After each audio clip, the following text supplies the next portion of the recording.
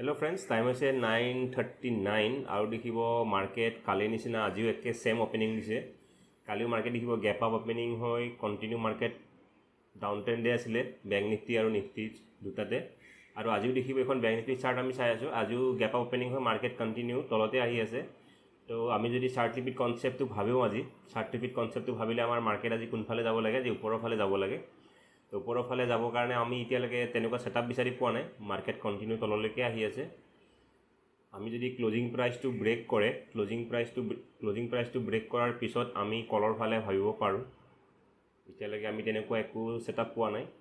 এটা সব যদি গ্যাপ আপটো অকমান ডাঙৰ হলহেতেন নিফটিৰ নিচিনা তেতিয়াহলে আমি ইয়াতেই কৰবাত কলৰ ফালে যাব পাৰিলোহেতেন এইটো ক্যান্ডেলত কিন্তু ব্যাংক নিফটিৰ দেখিব যেটো লেভেল মানে গ্যাপ আপটো একেবাৰে সৰু আৰু যেটো ক্লোজিং প্ৰাইসটো একেবাৰে ওচৰত আছে তো ইমান ওচৰত থাকিলে মাৰ্কেটৰ কাৰণে এই ক্লোজিং প্ৰাইসটো ব্ৰেক দিয়া ইজি হয় আৰু ব্যাংক নিফটিৰ যদি চাবলৈ যায় নিফটিৰ ক্লোজিং প্ৰাইসটো অকমান দূৰত আছে হয়নে তো এনেকুৱা দূৰত থাকিলে কেতিয়া মাৰ্কেটে ক্লোজিং প্ৰাইস ব্ৰেক কৰিব নাহে হয়তো ইয়াৰ পৰাই মাৰ্কেট ৰিভাৰ্সেল দি দিব পাৰে কিন্তু যেটো ব্যাংক নিফটিৰ প্ৰাইস একচনটো অকমান প্ৰবলেম কৰি আছে তো ব্যাংক নিফটিক আমাক একদম ওচৰত যেটো থাকিলে গতিকে আমি এইটো ক্যান্ডেলত আমি এন্ট্ৰি লোৱা নাই তো এতিয়া ৰৈ আছো চাও কি হয় এন্ট্ৰি ললে আপোনালোকৰ লগত ডিসকাস কৰি আছো বাৰু এতিয়া সব বন্ধুসকল এতিয়া হয়তো আমাৰ মাৰ্কেট হয়তো পৰখি নিচিনা হ'ব পাৰে পৰখি দেখিব মাৰ্কেট গ্যাপ আপ ওপেনিং হৈছিলে চাৰ্টখন অকমান মই জুম আউট কৰি দিছো আমি 1 মিনিট টাইম ফ্ৰেমত চাও সেইকাৰণে পুৰণা চাৰ্ট চাব অকমান দিগদাৰ তো দেখিব আগৰ দিনখনৰ মাৰ্কেট গ্যাপ আপ ওপেনিং হয় কন্টিনিউ তলত আহিছিলে আৰু ক্লোজিং প্ৰাইসৰ এক্সাক্ট সাপোৰ্ট লৈ মাৰ্কেট ৰিভাৰ্সেল দি দিছিলে তো আজিও আমি যেটো চাৰ্ট ৰিপিট কনসেপ্টত মাৰ্কেট আজি ওপৰতে যাব লাগে কিন্তু আমি প্ৰবলেম হৈ আছিল আমাৰ ক্লোজিং প্ৰাইসটো এতিয়া ক্লোজিং প্ৰাইসৰ দেখিব একেবাৰে ওচৰত আহিছে মাৰ্কেট এতিয়া হয়তো ক্লোজিং প্ৰাইসৰ হয়তো সাপোৰ্ট লৈ মাৰ্কেট ওপৰত গুচি যাব পাৰে কিন্তু আমাৰ এন্ট্ৰি হদায় থাকে ক্লোজিং প্ৰাইসৰ আমি ব্ৰেকডাউন দিলে আমি ট্ৰাই কৰো যাতে আমি এন্ট্ৰি পাও নেকি এতিয়া যদি ক্লোজিং প্ৰাইসটো ব্ৰেক কৰে তেতিয়া আমি কলৰ ফালে ট্ৰাই কৰিব পাৰো আমি ক্লোজিং প্ৰাইস যদি আমি ড্ৰ কৰি থওঁ নৰমালি ক্লোজিং প্ৰাইস হৈ গ'ল এটো আমাৰ কিন্তু আমাৰ নৰমালি কি হয় সুইংটো বেছি ইম্পৰ্টেন্ট হয় ক্লোজিং প্ৰাইসৰ ওচৰত যদি সুইং থাকে তো ইয়াৰ লকে যদি আহে ভাল নাহিলে তো আৰু এটো আমাৰ ক্লোজিং প্ৰাইস তো এই গ্ৰীন লাইনডাল যদি ব্ৰেক কৰে তাৰ তলত দেখিব আৰু এটা সাপোৰ্ট লেভেল আছে ড্ৰ কৰি থোৱা অলপ ভালকে ড্ৰ কৰো এই লেভেলটো ব্ৰেক কৰিব পাৰিলে আৰু ভাল এতিয়া চাও কি হয় মার্কেটে তো একদম আমি ভবা মতে এক্স্যাক্টলি ট্রানজাকশন বনাই নিদিয়ে অলপ ইফালটো হৈ যায় তো বন্ধুসকল টাইম হৈছে 9:45 আৰু 9:45 আমি এক্স্যাক্টলি এটা ট্ৰেড ললো কল অপশনৰ ফালে এটা আমি যিমান এক্সপেক্ট কৰি আছিলো যে অলপ ব্ৰেকডাউন দিব এই লেভেল এই লাইনডালৰ ব্ৰেকডাউন দিব তাৰলৈকে ব্ৰেকডাউন দিয়া নাই তো ব্ৰেকডাউন দিব যদি আহে তেতিয়া হয়তো আমি অলপ লস দেখিব লগা হ'ব পাৰে কিন্তু হয়তো মাৰ্কেট কেতিয়াবা কি হয় ভাল অপৰচুনিটি গুচি যায় বেছি ওয়েট কৰি থাকিলে যেনেকৈ আমাৰ ডে 1 দিনাখন আমাৰ গৈছিলে আমি ওয়েট কৰি আছিলো যে এই লেভেলটো ব্ৰেকডাউন দিব ব্যাংক নিফটিৰ ক্লোজিং প্ৰাইস ব্ৰেকডাউন দিলে আমি ট্ৰেড কৰিম কিন্তু তাৰ পৰা দেখো মাৰ্কেট কন্টিনিউ ওপৰত গুচি গ'ল তো আমাৰ ভাল কল অপশন এটা আমাৰ হাতৰ পৰা গুচি গ'ল সেইকাৰণে আজি এন্ট্ৰি লৈছো চাওচোন লস অকমান দেখালে প্ৰবলেম নাই কিন্তু খালি আমাৰ কি হ'ব না লাগে স্টপ লসটো হিট কৰিব না লাগে স্টপ লস হিট কৰি টাৰ্গেট দিলে এটো বেছি বেয়া লাগে তো চাৰ্টখন বহুত ডিস্টাৰ্ব দি আছে কাৰেন্টলি দেখিব আমাৰ 600 টকা প্ৰফিট হৈ আছে তো আমি এখন চাৰ্টখন উলাই লওঁ প্ৰিমিয়ামৰ চাৰ্টখন তো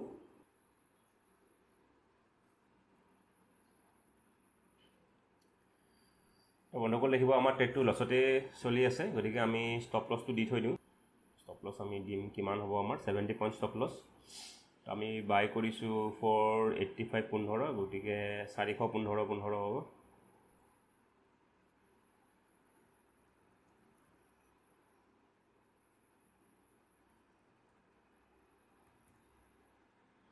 सारिख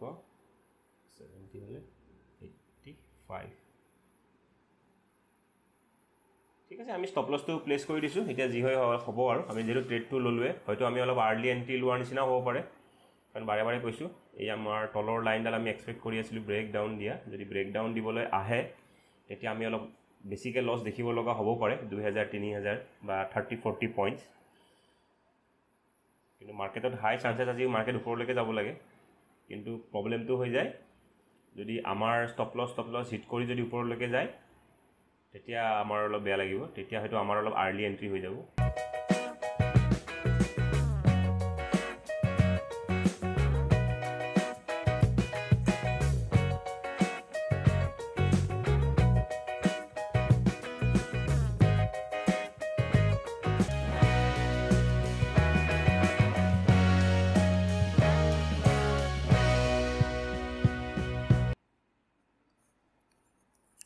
তো বন্ধুসকল টাইম হৈছে 11:04 আৰু দেখিব ফাইনেলি আমাৰ টাৰ্গেট হিট হৈ গ'ল 70 পইণ্টছৰ টাৰ্গেট। তো আমি ষ্টপ লছটো মডিফাই কৰি এক্সিট কৰিব ট্ৰাই কৰিম। আমাৰ দেখিব সদায় এনেকুৱাই হৈ আছে এইকেইদিন, মানে টাৰ্গেট দি মানে মমেণ্টামটো কণ্টিনিউ নকৰে। কালি কৰিলে, কালি যদি আপোনালোকে চাই মই এক্সিট কৰাৰ পিছত 6 টাইম এক্সিট কৰিছোঁ, 6 বাৰ টাৰ্গেট দেখুৱাৰ পিছত 6 নম্বৰ বাৰ এক্সিট যেতিয়া কৰিলোঁ, তাৰপিছৰ পৰা মাৰ্কেট ভালেখিনি গ'ল আৰু আমি প্ৰিমিয়াম 580 কৰিছিলোঁ, 750 এনেকৈ প্ৰিমিয়াম পাই গ'ল। তো আজি দেখিব 70 পইণ্টছৰ পৰা মাৰ্কেট স্পাইক কৰি ঘূৰি আহিছে। ষ্টিল আমি বুক কৰিব ৰেডি থাকিম আৰু এবাৰ চাৰ্টখন আমি চাই লওঁ। তো দেখিব ইমান মমেণ্টাম মাৰ্কেট দিব পৰা নাই।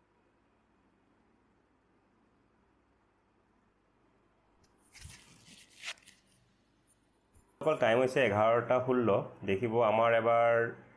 11:05 টাৰ্গেট দিলে, কিন্তু লগালগ দেখিব উইক বনাই মাৰ্কেট তললৈকে আহি গ'ল।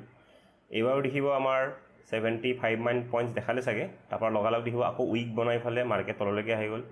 তো আমাৰ কালিৰ পৰা এনেকৈ হৈ আছে। মাৰ্কেটে আমাৰ টাৰ্গেট যেতিয়া দিয়া কেণ্ডেলটো হয়, সেইটো কেণ্ডেল কি হ'লে লগালগ ৰিভাৰ্চেল দি দিয়ে। তো আমি কি কৰোঁ, এনেকুৱা যেতিয়া স্পাইক দিয়ে আমি এটা কণ্টিনিউৱেশ্যনত এটা ভাল টাৰ্গেট 70 পইণ্টৰ ঠাইত 80, 90, 100 আমি যিমান পাওঁ সেইটো বুক কৰিব ট্ৰাই কৰোঁ। কিন্তু আমাৰ বাৰে বাৰে কি হৈছে, মাৰ্কেটে আমাক বহুত টেষ্ট কৰি আছে কালিৰ পৰা, আমাৰ পেচেঞ্চ লেভেল। কিন্তু আজি দেখিব অলৰেডি 11টা বাজি গ'ল আৰু আমি বেছি ৱেইট কৰিব নোৱাৰিম। কালি আমাৰ বহুত মানে মেণ্টেলি বহুত হেৰাছমেণ্ট টাইপ হৈ গৈছিলে, কাৰণ 6 বাৰ টাৰ্গেট দিছিলে, 5 বাৰ টাৰ্গেট দিয়াৰ পিছত মাৰ্কেট লছতো আহি গৈছিলে। এতিয়া আজিও যদি প্ৰফিটৰ পৰা আকৌ লছলৈকে আহি যায়, তো এইটো চাইক'লজিকেলি বহুত ডিষ্টাৰ্বিং হয়। সেইকাৰণে এটা স্পাইক পালে ওলাই যাব ট্ৰাই কৰি আছোঁ। দেখিব 3rd টাইম আকৌ প্ৰফিট দিছে। তো বন্ধুসকল টাইম হৈছে 11:57 আৰু ফাইনেলি আজিও আমাক মাৰ্কেটে বহুত মানে টৰ্চাৰ কৰাৰ নিচিনা কৰিছে। গতিকে ফাইনেলি আমি ওলাই গ'লোঁ। মাৰ্কেট ইয়াৰ পৰা আৰু ওপৰত যাব লাগে, বহুতখিনি ওপৰত যাব লাগে। এনালাইচিছ মতে এই যিটো ডে হাই আছে, মই গ্ৰীণ লাইন ড্ৰ কৰিছোঁ, ইয়ালৈকে মাৰ্কেট যাব পাৰে। এতিয়া হয়তো ডাঙৰ ডাঙৰ গ্ৰীণ কেণ্ডেল বনাই যাব পাৰে, কিন্তু আমাক দেখিব আজি দিনটো আমাক আজি বহুত মানে ডিষ্টাৰ্ব দিছে। চ' দেখিব আমি বুক কৰাৰ পিছতে মাৰ্কেট এতিয়া মমেণ্টাম দি আছে। একো নাই, যি দিলেও আমাৰ যিটো টাৰ্গেট আমি বুক কৰিলোঁ, তো দেখিব আমি 5600 আমি বুক কৰিলোঁ।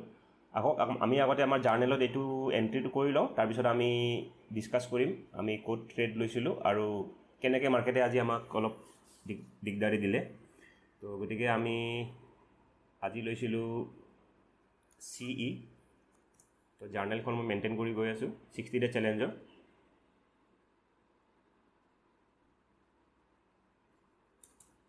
CE তাৰপিছত আমি বাই কৰিছোঁ 485.15, 485.15, চেল কৰিছোঁ আমি 565.75, 565.75। তো আমি আজি পইণ্ট কেপচাৰ কৰিছোঁ 80 পইণ্ট, কালি আমি কেপচাৰ কৰিছিলোঁ 84 পইণ্ট আৰু আমাৰ ডে 1ত লছ গৈছিলে 70 পইণ্টছ। তো আমাৰ 70 পইণ্ট ষ্টপ লছ আৰু টাৰ্গেট আমি যিমান পাৰোঁ ডাঙৰ কৰিব ট্ৰাই কৰোঁ। তো বৰ্তমান দেখিব আমাৰ এতিয়া টোটেল আমাৰ চব ইয়াতে ওলাই আছে। আমি নেট 94 পইণ্ট কেপচাৰ কৰিছোঁ আৰু মোৰ যিহেতু কোৱাণ্টিটি 70 কোৱাণ্টিটিত 6000 প্ৰফিট হৈ আছে। গতিকে আমি এতিয়া প্ৰফিট লছ চাব নালাগে, কাৰণ আমি 2-3 দিন ট্ৰেডিংটো চাই আমি যিটো আমাৰ ইয়াতে ওলাই আছে উইন ৰেট 67%। তো মোৰ উইন ৰেট 67% নহয়, এইটো লাহে লাহে কমি যাব।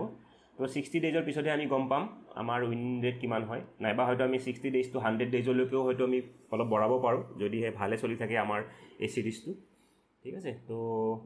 মোৰ ইয়াতে জুলাই আগষ্ট মোৰ এখন আছে বেলেগ এখন জাৰ্নেল, ইয়াতেও মই এণ্ট্ৰি কৰিম পিছত। তাৰ আগতে আহক আমি এবাৰ চাই লওঁ প্ৰিমিয়ামটো। ঠিক আছে, প্ৰিমিয়াম বাৰু একে ঠাইতে আছে। এতিয়া চাওক, আজি মই এক্সিট কৰিব লৈছিলোঁ, আজি মই এইটো লেভেলত এক্সিট কৰিব লৈছিলোঁ, আজি মই এইটো কেণ্ডেলতে এক্সিট কৰিব লৈছিলোঁ। 2600, 2700 প্ৰফিট দেখাই আছিলে, ইয়াতে এক্সিট কৰিব লৈছিলোঁ। কিহৰ কাৰণে এক্সিট কৰিব লৈছিলোঁ, কাৰণ মাৰ্কেট যিটো আমাৰ টাৰ্গেট অলৰেডি দিছিলে, 2 টাইমছ টাৰ্গেট দিছে আৰু টাৰ্গেট দি দেখিব শ্বাৰ্প ৰিভাৰ্চেল। আৰু যদি চাৰ্টত আপোনালোকে চাই, চাৰ্টৰ কেণ্ডেলবিলাক বহুতে ষ্ট্ৰং আছিলে, ৰেড কেণ্ডেলবিলাক দেখিব বহুত ষ্ট্ৰং ৰেড কেণ্ডেল আছিলে। তো মোক লাগিলে মাৰ্কেট ইয়াৰ পৰা কণ্টিনিউ হয়তো তললৈকে আহি যাব যেন ফিল হ'ল, কিন্তু মই ৱেইট কৰি আছিলোঁ। এই লেভেলটো তেতিয়া মই ড্ৰ কৰিছিলোঁ যে এটা ছাপৰ্ট লেভেল এটা দেখিছোঁ, ছাপৰ্ট লেভেল ড্ৰ কৰিলোঁ। দেন মই চাওক, যেতিয়া আপুনি কিবা এটা বস্তু ইউজ কৰি থাকে, আপুনি এইটো ড্ৰ নকৰিলেও চলি যায়, যেনেকৈ ফিবনাচি। তো মই ফিবনাচি ড্ৰ কৰা নাই, ড্ৰ নকৰিলেও মোক লাগিছিল যে এইটো এটা 0.6 লেভেল 0.5 লেভেল হ'ব। তো পিছত মই ড্ৰ কৰি চালোঁ যে এইটো এটা কি হয়, আমাৰ ফিবনাচি 0.6 লেভেল দেখিছেনে কিমান ষ্ট্ৰং একজেক্টলি যদি মই ছাপৰ্টডাল ডিলিট কৰি দিওঁ তো দেখিব একজেক্টলি 0. মাৰ্কেট ওপৰত গৈছে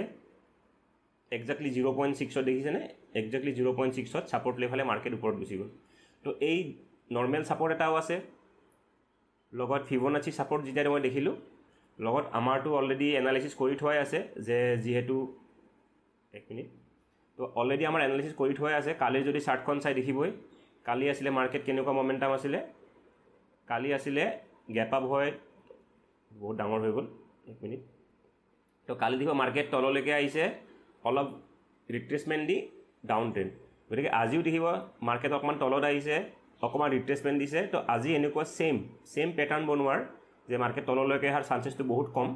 তো মোৰ এম আছিলে মাৰ্কেট এটলিষ্ট এই ডে হাইটো ব্ৰেক কৰিব আৰু তাৰপিছত 57,000 লেভেলটো ব্ৰেক কৰিব লাগে আজিৰ ভিতৰতে টাইম হৈছে 12:24 আৰু দেখিব আমি যেনেকৈ কৈছিলোঁ যে এনালাইচিছ কৰিছিলোঁ যে প্ৰিভিয়াছ ডে মাৰ্কেট বেয়াৰিছ আছিলে আজি বুলিছ মাৰ্কেট হ'ব আৰু ডে হাই ব্ৰেক কৰিব আৰু লগতে 57,000 ব্ৰেক কৰাৰো হাই চান্সেছ আছে আজি তো আৰু প্ৰিমিয়ামো দেখিব বহুত ধুনীয়া গৈ আছে আমি 80 পইণ্ট কেপচাৰ কৰিছোঁ যদিও বৰ্তমান প্ৰিমিয়াম দেখিব আমি লোৱাৰ পৰা 166 পইণ্টছ ওপৰত চলি আছে তো আমি হয়তো ইমান ফুল প্ৰফিট বুক কৰিব নোৱাৰিলেও আমি হয়তো 100 পইণ্ট কেপচাৰ কৰিব পাৰিলোহেঁতেন আমাক কিয় বাৰে আমাৰ প্ৰফিটটো নাইকিয়া কৰি গৈ আছিলে গতিকে আমি ফাইনেলি ওলাই গ'লোঁ ইয়াতে তো এই মমেণ্টাম যদি ইয়াতে ক'ৰবাত দিলেহেঁতেন বা ইয়াতে ক'ৰবাত দিলেহেঁতেন হয়তো আমি অলপ হোল্ড কৰিলোহেঁতেন কিন্তু যিহেতু আমাৰ 3বাৰ প্ৰফিট কমাই দিছিলে মানে প্ৰফিটৰ পৰা আমাৰ প্ৰফিট বহুতখিনি কমি গৈছিলে সেইকাৰণে আমি 4 নম্বৰবাৰ বুক কৰি দিলোঁ কিন্তু এনেকুৱা এটা মমেণ্টাম এক্সপেক্টেড আছিলে তো যি কি নহওক এনালাইচিছটো কাৰেক্ট হৈছে বহুত ধুনীয়াকৈ সেইটো এটা আমাৰ কাৰণে বহুত পজিটিভ আমি ফিউচাৰত এনেকুৱা ডাঙৰ মমেণ্টাম কেপচাৰ কৰিব ট্ৰাই কৰিম ঠিক আছে বন্ধুসকল আজিলৈ আহিছোঁ ধন্যবাদ